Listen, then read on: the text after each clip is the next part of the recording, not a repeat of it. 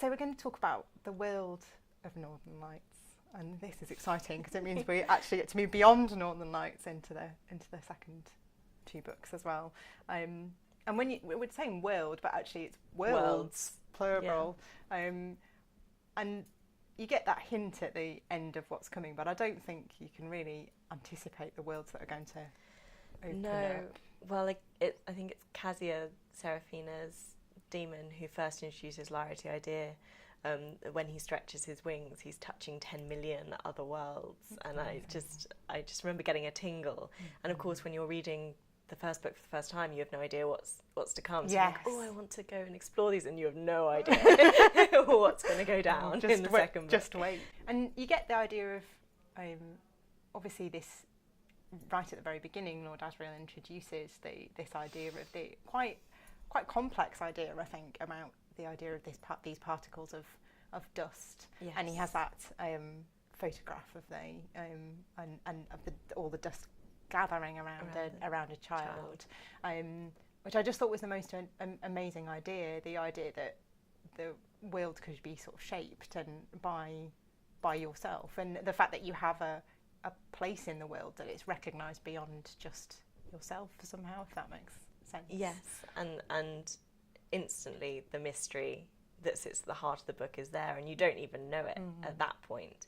And as you say, it sort of gets revealed towards the end of the book that dust is going to become sort of crucial to everything. Yes. And it's this huge hinge. And it's sort of the growth of the importance of the dust alongside the growth of the importance of Lyra. You're just like, what is it about Lyra and dust? Like, you just can't wait to know. Yeah, absolutely. And I think the fact that it sets up in the first book the kind of factions of these societies and the different authorities, and authority seems it just becomes increasingly important as you go through the series, I think.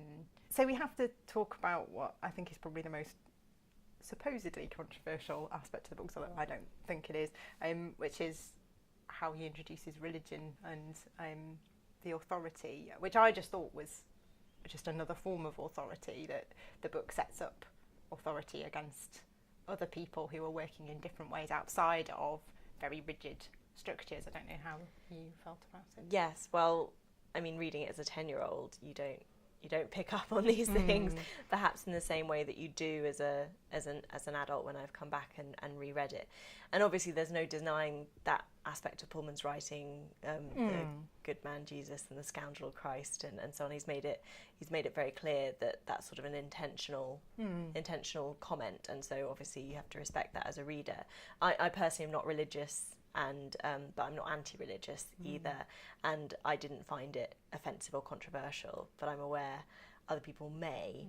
But I actually think that you take it as a good story, and that's what it is at the end of the day. You know, he's not written an essay, he's written an incredible work of fiction, and all stories are written up around an underdog facing up to some sort of dominating power, and Pullman just takes that to its extreme and sort of has it against the overarching structure of society. But as you say, I didn't find it controversial and haven't on any of my rereadings.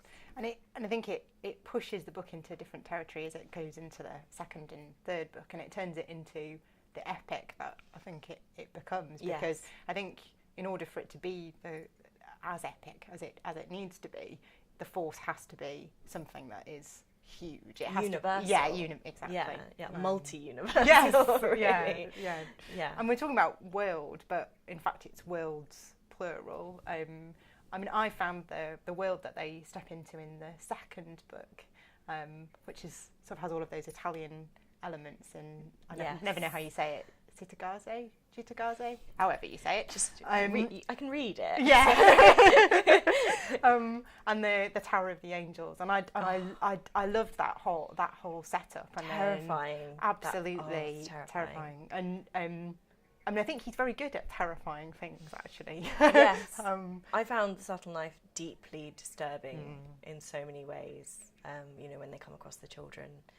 Yes. I found it really difficult reading, and it's possibly my favourite of the three books, just because it does cross into this territory that I'd never I'd never thought it would take us into, and that I'd never encountered a concept like the subtle knife before, as a way to make portals.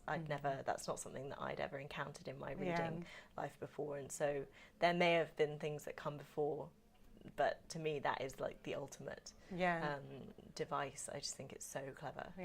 And I think he imbues these objects. It's a bit like Yorick's armour, that physical objects in his world become so powerful and emblematic. And the knife itself, I think, is such a frightening thing. I mean, it's a hugely powerful and quite an alluring object in that it literally opens doors. But that awful scene with when Will has and the bleeding, I've forgotten until I went back to the second book just how the fact that it just refuses to heal, that it just is relentless, and you feel yourself getting drained as he gets drained. Completely. I think that's such a nice way of putting it. That Pullman just never pulls away. It never pulls the camera away. If you're a very visual reader, which I am, you are just constantly, and there's thing after thing after thing, and he doesn't kind of give the characters a rest, and he doesn't give you as a reader a rest. And I think that's why you become so close to the characters and so involved, because you're being drained alongside them. That because there is this kind of relentless aspect. I think that's a wonderful word for the subtle knife. Especially that kind of the urgency, which is so hard to achieve in a second book, which in so many ways is seen as a bridge book in many series, but it really is its own thing so entirely. And managing to make, certainly as our eyes are interesting to hear whether you felt the same, to make your own world feel strange to you, because you come at it very much from Lyra's point of view. And so you do start to see it as an outsider, and I think that's an extraordinary gift for a reader, to be able to see your own world from that perspective again. And the fact that you start to see characters behaving differently in different worlds, and that sense of people's personalities. And he's very good at people's personalities not being fixed things that you can change, and that's especially as a child. Exactly. And the as embodied by the demons. Although I think it was fantastic that I did have exactly, I think, as they had, that sense of not wanting the demons to. I loved that the demons shifted, and so I was quite.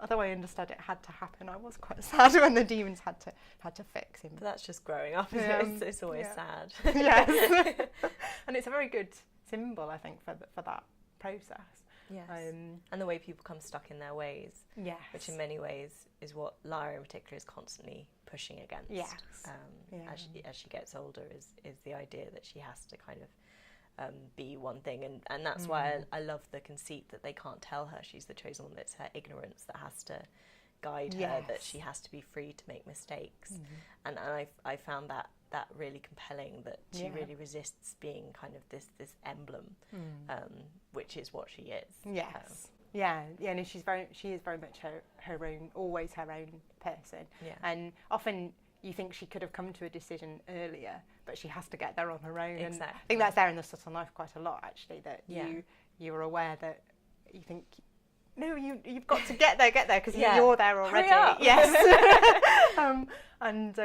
But she has to literally move through worlds to get there.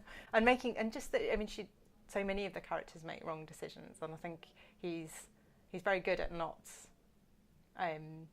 not letting people pull back from the impact of those decisions as well. Having to live, obviously that's there at the end of the first book, and Lyra carries that burden right the way through, I think, of the impact of her decision and it's an incredibly heavy thing to bear. Well, it's the complication and the casualty of actually making a decision, and that is bigger than you, which every decision is. And I remember reading that as a 10-year-old, and it resonating. That's one of the things that did resonate back then, that I could get at that young age from the book, that your decisions impact others, and it's hard to remember, especially as a child. Yes, very much. And to go back to Dust, just thinking about the books that are coming, which I still think is just as a concept, it's such a strange and wonderful idea, and I still don't think now I completely understand it. But I feel I think it seemed to me that that's okay, that that actually the mystery of these things is part of the appeal of the books, that definitely don't have to have everything explained. Is there in terms of looking ahead to what's coming next? Do you have is there anything that you would particularly like to see in the next? I think I just really want an opportunity to just step back into his worlds and to understand more about where this story that I've sort of grown up with and love so much came from. And I'm just so glad that he's actually decided to take the risk to go back, because it's a huge gamble to go back to such a much loved book and not just sort of tack something on the end, but actually be like, no, I'm going to give you a whole basis, a whole new cartography for this world, and new characters and new ways into it. I think that's incredibly bold, and I've no doubt that he can pull it off. Yeah, I think because I think when I read Northern Lights, I don't think I could have ever anticipated that where the trilogy would end up. No. I certainly didn't anticipate the scope, and the fact that it would open up and you'd see other worlds and underworlds, a complete universe. So I think if there's any author I trust to take me back there, it's Philip Pullman. I suppose I was a bit sad that we weren't going to see more of the after. Yes. With that ending, but no, as you say, he doesn't give us happy endings, but he gives us sort of life going on, which is what. Yes. And there is always that he trusts in his characters. I think and in his readers. Yes. He's not patronising. No. I mean, I didn't have in this when I was reading it as a 10-year-old. I didn't feel like this is not for me.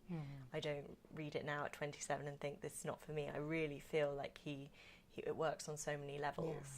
Yeah. It's a testament to good storytelling and to the sort of storytelling that feels essential to me, the kind of mythological storytelling that feels somehow at a baseline of how we tell stories, that it can be read in that way by anybody, and that you can go back to it. And in fact, we were saying earlier about books that you want to come back to, and you were saying you can come back to these again and again, and I would agree. I think, and not even just from the beginning. I sort of sometimes just read a few pages, just to sort of, oh yeah, that's how you write. Yeah. Well, thank you so much, and and we'll be looking forward to the next one, and maybe we can get back together and talk about the next one when it comes out. Excellent. Yeah, thank you so much. Thank you.